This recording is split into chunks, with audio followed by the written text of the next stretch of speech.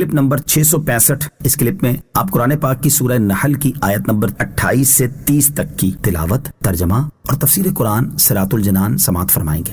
بسم اللہ الرحمن الرحیم۔ ترجمہ: اللہ کے نام سے شروع جو نہایت مہربان رحمت والا ہے۔ الذین تتوفاہم الملائکۃ ظالمی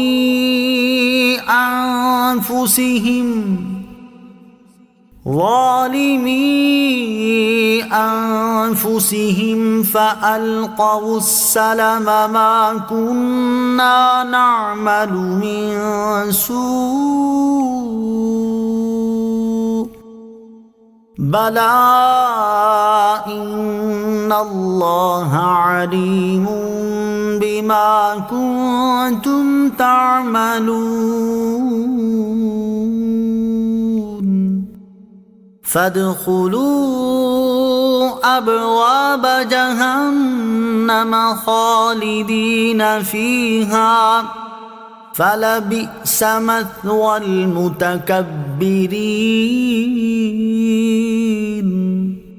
ترجمہ: فرشتے ان کافروں کی جان اس حال میں نکالتے ہیں کہ وہ لوگ اپنی جانوں پر ظلم کرنے والے ہوتے ہیں، تو وہ سلوک کی بات پیش کرتے ہیں کہ ہم تو کوئی برائی نہیں کیا کرتے تھے۔ فرشتے کہتے ہیں ہاں کیوں نہیں، بے شک اللہ تمہارے اعمال کو خوب جانتا ہے، تو اب جہنم کے دروازوں میں داخل ہو جاؤ، ہمیشہ اس میں رہو گے تو تکبر کرنے والوں کا کیا ہی برا ٹھکانہ ہے۔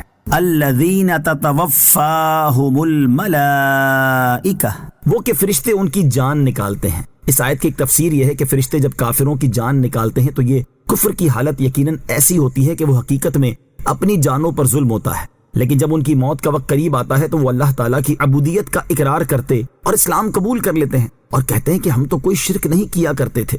فرشتے ان کا رد کرتے ہوئے کہتے ہیں ہاں کیوں نہیں، بے شک اللہ تعالیٰ تمہارے شرک اور تکذیب کو جانتا ہے۔ دوسری تفسیر یہ ہے کہ حالت کفر میں مرنے والے یہ لوگ جب قیامت کے دن عذاب کا مشاہدہ کریں گے تو خوف کی شدت سے اپنے دنیاوی طرز عمل کے برخلاف اسلام کی حقانیت تسلیم کرتے ہوئے کہیں گے کہ ہم تو دنیا میں کوئی شرک نہیں کیا کرتے تھے۔ یوں وہ اپنے کفر و سرکشی سے مکر جائیں گے۔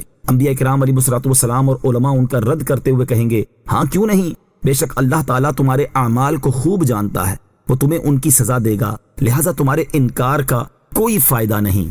وَقِيلَ لِلَّذِينَ اتَّقَوْا مَاذَا أَنزَلَ رَبُّكُمْ قَالُوا خَيْرًا لِلَّذِينَ أَحْسَنُوا فِي هَذِهِ الدُّنْيَا حَسَنَةٌ وَلَدَارُ الْآخِرَةِ خَيْرٌ وَلَنِعْمَ دَارُ الْمُتَّقِينَ۔ ترجمہ: اور متقی لوگوں سے کہا جائے گا تمہارے رب نے کیا نازل فرمایا؟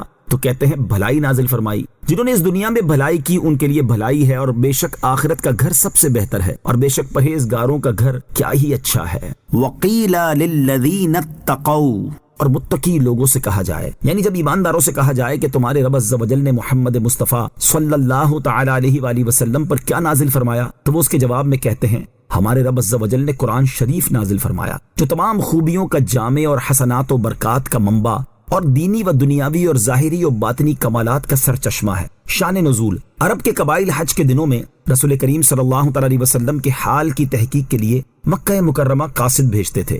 یہ قاصد جب مکہ مکرمہ پہنچتے تو شہر کے داخلی راستوں پر انہیں کفار کے کارندے ملتے، جیسا کہ سابقہ آیات میں ذکر ہو چکا ہے۔ ان سے یہ قاصد رسول اکرم علیہ الصلوۃ والسلام کا حال دریافت کرتے تو وہ چونکہ لوگوں کو بہکانے پر مامور ہی ہوتے تھے، اس لیے ان میں سے کوئی سید المرسلین صلی اللہ تعالی علیہ وسلم کو ساحر کہتا، کوئی کاہن، کوئی شاعر، کوئی کذاب، کوئی مجنون کہتا، اور اس کے ساتھ یہ بھی کہہ دیتے کہ تم ان سے نہ ملنا، یہی تمہارے حق میں بہتر ہے۔ اس پر قاصد کہتے کہ اگر ہم مکہ مکرمہ پہنچ کر ان سے ملے بغیر اپنی قوم کی طرف واپس ہوں تو ہم برے قاصد ہوں گے، اور ایسا کرنا قاصد کے منصبی فرائض کا ترک اور قوم کی خیانت ہوگی۔ ہمیں تحقیق کے لیے بھیجا گیا ہے، اس لیے ہمارا فرض ہے کہ ہم ان کے اپنے اور بیگانوں سب سے ان کے حال کی تحقیق کریں، اور جو کچھ معلوم ہو اس میں کوئی کمی بیشی کیے بغیر اپنی قوم کو مطلع کریں۔ اس خیال سے وہ لوگ مکہ مکرمہ میں داخل ہو کر رسول کریم علیہ الصلوۃ والسلام کے صحابہ کرام رضی اللہ تعالی عنہم سے بھی ملتے تھے اور ان سے آپ علیہ السلام کے حال کی تحقیق کرتے تھے۔ صحابہ کرام انہیں تمام حال بتاتے تھے اور حضور اقدس علیہ السلام کے حالات، کمالات اور قرآن کریم کے مضامین سے مطلع کرتے تھے۔ ان کا ذکر اس آیت میں فرمایا گیا، للذین احسنوا فی ہذہ الدنیا، جنہوں نے اس دنیا میں بھلائی کی۔ اس آیت کی ایک تفسیر یہ ہے کہ جن لوگوں نے دنیا کی زندگی میں اچھے عمل کیے تو ان کے لیے آخرت میں اچھا اجر ہے۔ اچھے اجر سے مراد ثواب عظیم ہے، اور بعض مفسرین کے نزدیک اچھے اجر سے مراد یہ ہے کہ ان کی نیکیوں کا ثواب 10 سے لے کر 700 گنا تک بڑھا دیا جائے گا، یا بے حساب اجر عطا کیا جائے گا۔ دوسری تفسیر یہ ہے کہ جو لوگ ایمان لائے اور اچھے عمل کیے انہیں دنیا میں بھی اچھا اجر ملے گا۔